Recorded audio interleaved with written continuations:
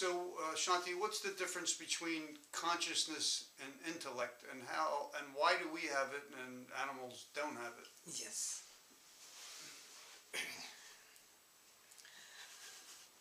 It's a scale of evolution. Right. The lowest scale of evolution, there is only matter. That is rocks and minerals. Mm-hmm. They're at the lowest level. Mm-hmm. All these books have all the explanation. Okay. When further evolution is the plant kingdom, they have matter and energy.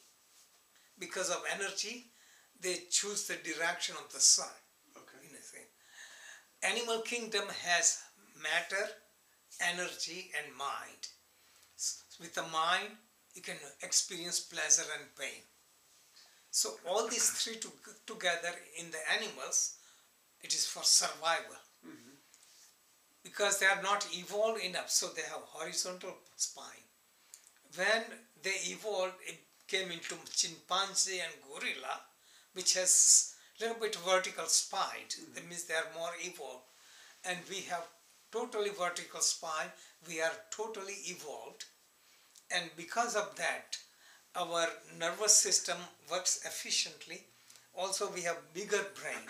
So we have two extra faculties besides matter, energy, and mind, is intellect and consciousness. Okay.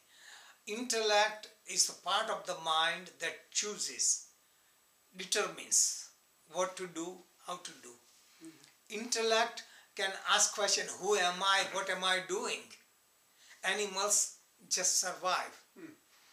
Since we have intellect, we worry about the future. Mm. At the same time, we inquire, who am I, and I want to find God. Mm-hmm. So we have both possibilities. So the intellect used wrong way, we become greedy, we become jealous, we do all kind of wrong things to hurt ourselves. Mm-hmm. And same intellect we can use to evolve spiritually. Consciousness is required to experience bliss. Mind can experience pleasure and pain. Mm-hmm. Bliss is much greater than pleasure, and we have that consciousness. So in deep samadhi, one can experience bliss. Okay. We are superior to animals because we have choice of using these faculties.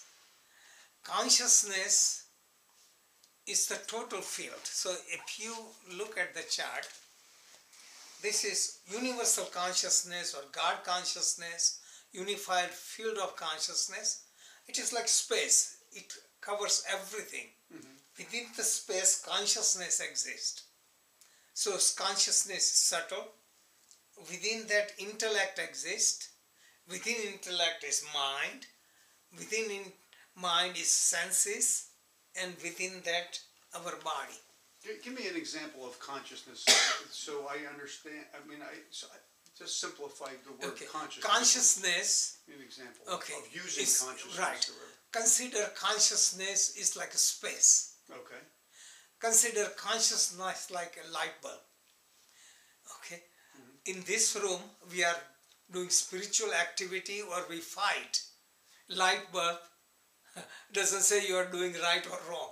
It just watches. Oh, so consciousness is the witness. Consciousness is the witness. Okay. It doesn't judge, it doesn't analyze. Okay. The intellect does it. I got that. Okay. Oh, that's what it is. Yes. Okay. So when consciousness and intellect get together, mm-hmm. what is Patanjali says in the Yoga Sutras, mm-hmm. Driga Drishya Ekatmata Eva Asmita. Dhruga means seer, consciousness, mm-hmm. an instrument of seeing or experiencing is intellect. When consciousness and intellect get together, it becomes asmita or ego. Ego means identity, separation. And this ego, this identity, connects with the body, then we say, I am the body. Connects with the eyes, I am seeing. So I become eyes and seeing. I become hearing, tasting, touching, smelling. Okay? Mm-hmm. It becomes a mind. It becomes emotion. So somebody, something bad to you, you get hurt. because you identify with your emotions, you identify with your body, you identify with your experiences. This is called ego. So if you didn't identify, and if I Then- was just using consciousness, I would say, Randy got hurt, but Yes. you didn't hurt me. I was a And witness of that is the purpose of meditation. Okay. Meditation is being a witness, watching, because light is not affected with whatever is happening. You see, so same way, we are consciousness and we have forgotten, and that is why we suffer. So to whatever extent we let go of our identity as I am the mind and the senses and the body, I own things, I own people, I belong to certain nation, certain race, in a certain religion, all these are all the baggage. So consciousness is our existence without any baggage.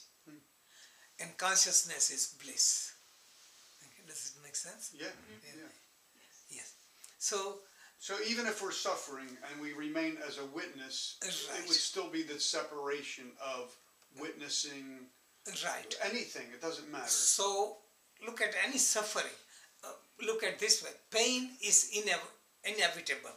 God created pain because if we did not have pain, we will bleed to death and we won't know it. Right. So, the pain is necessary. Pain is part of life. We have to deal with it. One of the most difficult things probably is even if you enter consciousness to witness pain. Just Right. that's a difficult. So, we have possibility to separate our consciousness from pain, which is very difficult.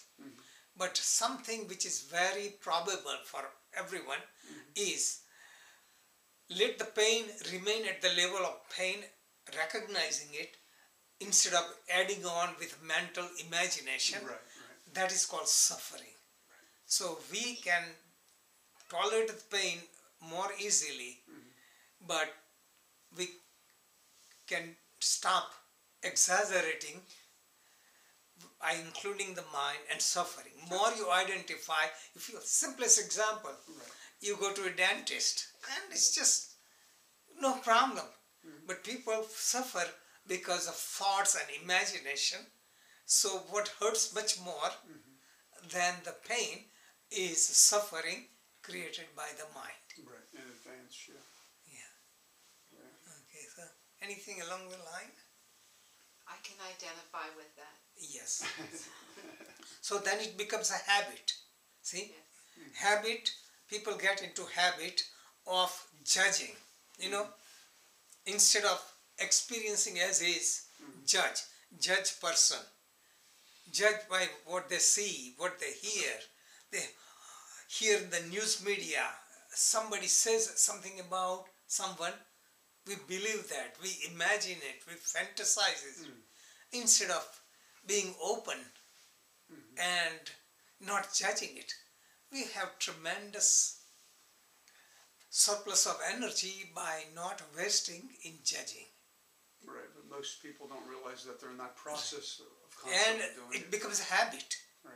It becomes such a habit that is hard to break. Yeah. And I explain in the meditation book, in this book and other book also, how to break the habit.